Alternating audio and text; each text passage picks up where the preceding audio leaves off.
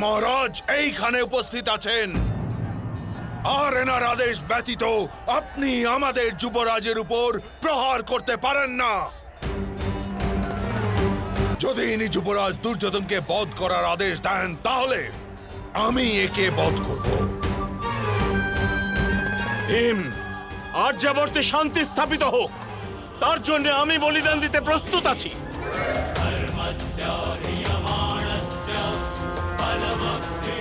প্রহার করো ভীম, সূর্যাস্ত হতে আর কিছুক্ষণ বাকি। প্রহার করো ভীম।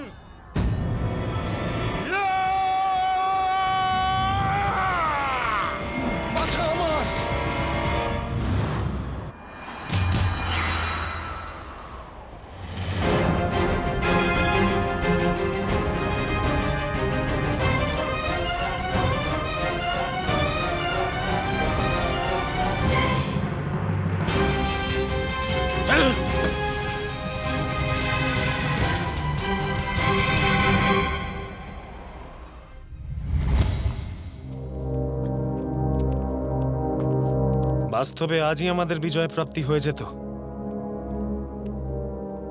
কিন্তু পিতামহ ভীষ্মের সামর্থ্য অবশ্যই অধিক ছিল। পিতামহ ইচ্ছা মৃত্যুর বরদান প্রাপ্ত, ওনাকে বধ করা অসম্ভব। ইচ্ছা মৃত্যুর বরদান প্রাপ্ত পার্থ, ইচ্ছা বিজয়ের বরদান নয়। ওনার পক্ষে যুদ্ধ করা অসম্ভব হয়ে ওঠে। এতটা আহত করা তো সম্ভব হতেই পারে পার্থ। কদাচিৎ পিতামহের বধ অনিবার্য নয় মাধব। আজ উনি জ্যেষ্ঠ ভ্রাতাকে নিরস্ত্র করেছেন, কিন্তু তাকে বধ করেননি। অর্থাৎ এই ধর্মযুদ্ধে পিতামহ আমাদের বিজয় কামনা করেন। জীবনের প্রত্যেক ক্ষণ আমাদের নূতন উপলব্ধি দেয়।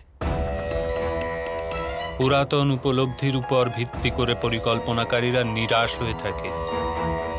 যদি মহামহিমের পরিস্থিতি ও মানসিকতায় পরিবর্তন এসে যায়, তবে আমাদের নিরাশ হওয়া চলবে না।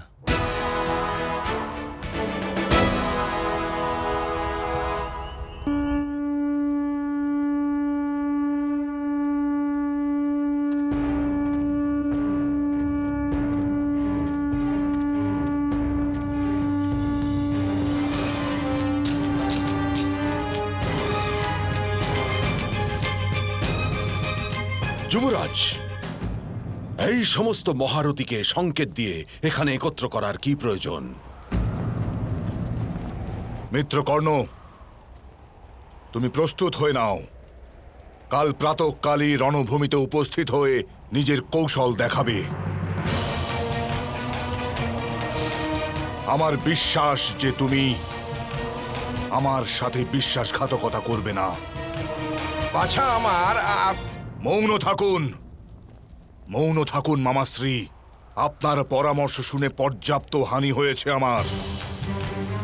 আপনারই পরামর্শ ছিল যে মহামহিম ভীষ্মের জেদ মান্য করে নেওয়া হোক। আজ আপনি দেখেছেন যুধিষ্ঠিরকে বধ করার সুযোগ ছিল ওনার নিকট, কিন্তু তা তিনি করেননি। আপনি যদি যুধিষ্ঠিরের বধ করে দিতেন তাহলে যুদ্ধ আজই সমাপ্ত হয়ে যেত পিতামহ। মিত্রকর্ণ, আমি তোমাকে হস্তিনাপুরের মহারাজের অধিকার থেকে আদেশ করছি, কাল তুমি যুদ্ধভূমিতে প্রবেশ করবে। আমার নির্ণয় তুমি জানো যুবরাজ দুর্যোধন।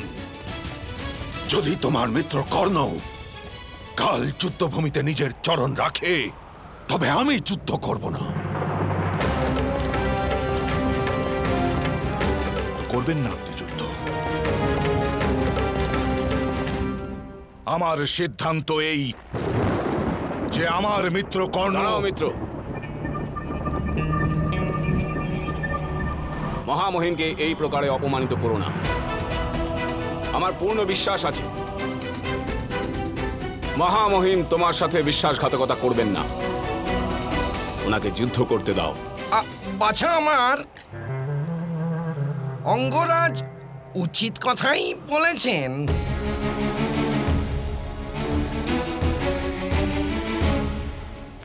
পুত্র দুর্যোধন, মহামহিমকে দয়া করো। ঠিক আছে, যখন আপনারা সবাই বলছেন, তাহলে আমি একটা সুযোগ দিতে পারি। কিন্তু আমার কি প্রাপ্তি ঘটবে? আমি প্রতিজ্ঞা করছি, আমার মৃত্যু অবধি আমি রণভূমি ত্যাগ করব না। যে প্রকারে শিব ঠাকুরের রুদ্র তাণ্ডবে সমগ্র সংসারে অন্ধকার ঘনিয়েছিল, ঠিক সেই প্রকারে আমি শত্রুর হৃদয় থেকে বিজয়ের আশা নির্মূল করে দেব। সমগ্র শত্রু সৈন্যদের বিধ্বংস করব আমি।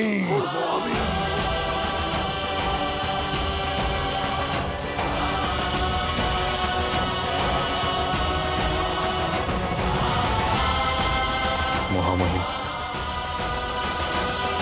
কাল যুদ্ধে কোন ব্যূহ রচনা করা হবে? কি পরিকল্পনা? পরিকল্পনা কেবল একটাই গুরুদ্রোণ, রক্তের নদী বইয়ে দেওয়ার পরিকল্পনা। আর কাল প্রাতঃকালে আমি এই রণভূমিতে প্রবেশ করব এক হৃদয়হীন পশুর ন্যায়, শুধুমাত্র রক্ত পিপাসু হয়ে।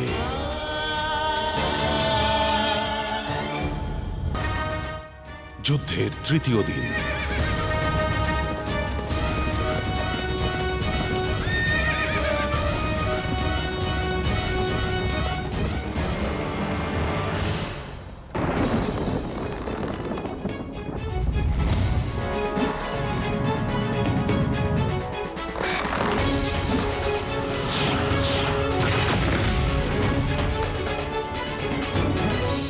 পাণ্ডুপুত্রগণ, বিশ্বের সাথে যুদ্ধ করার জন্য প্রস্তুত হয়ে যাও। তোমাদের সৈন্যগণ না তো সমর্পণের সুযোগ পাবে, না তো পলায়নের সুযোগ প্রাপ্তি হবে। এই রণভূমিতে যদি তারা কিছু পায়, তা হবে কেবল মৃত্যু, মৃত্যু।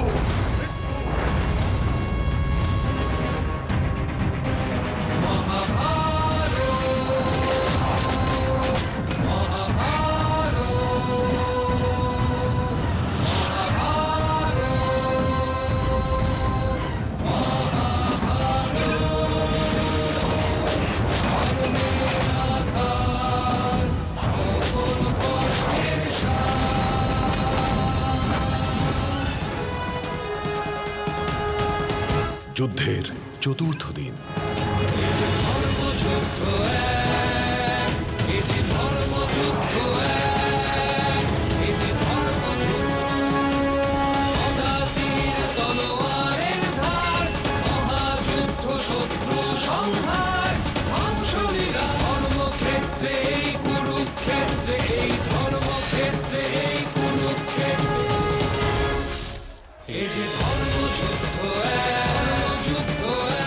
এখন আমাদের কাছে কেবল 4 অক্ষহীন সেনা অবশিষ্ট আছে সম্রাট। যদি পিতামহকে প্রতিরোধ না করা হয়, তবে উনি আমাদের সেনাদের ধ্বংস করে দেবেন।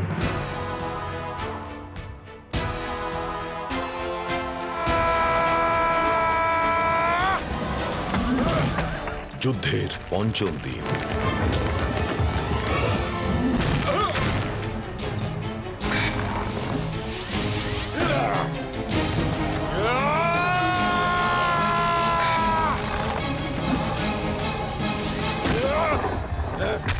যুদ্ধের ষষ্ঠ দিন।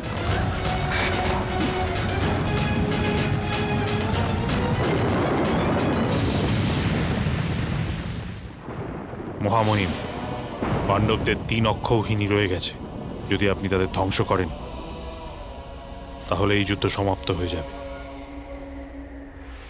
না গুরুদ্রোণ, এই যুদ্ধ ততদিন অবধি সমাপ্ত হবে না যতদিন না যুধিষ্ঠিরকে বধ করা হয়। আর আমায় যুধিষ্ঠিরকে বধ করতেই হবে। যুদ্ধের সপ্তম দিন।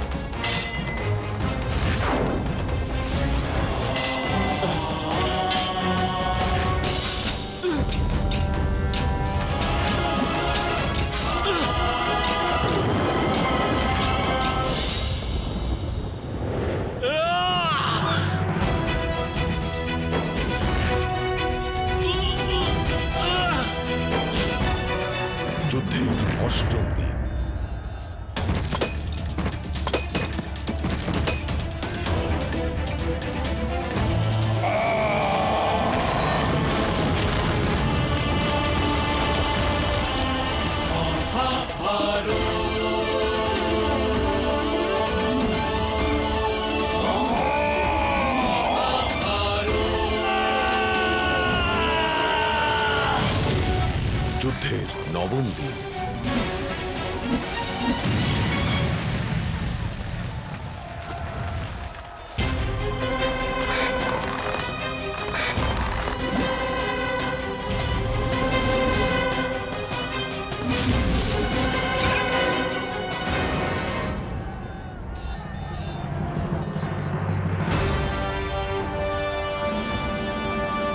আমার সাথে দ্বন্দ্ব করুন পিতামহ।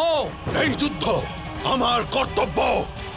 যেই হস্তিনাপুরের সম্মুখে অস্ত্র উঠাবে আমায় তাকে বধ করতেই হবে।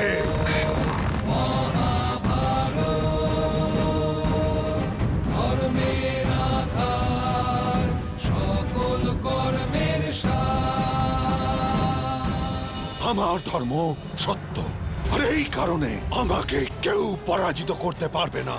আমি আপনাকে পরাজিত করতে পারি।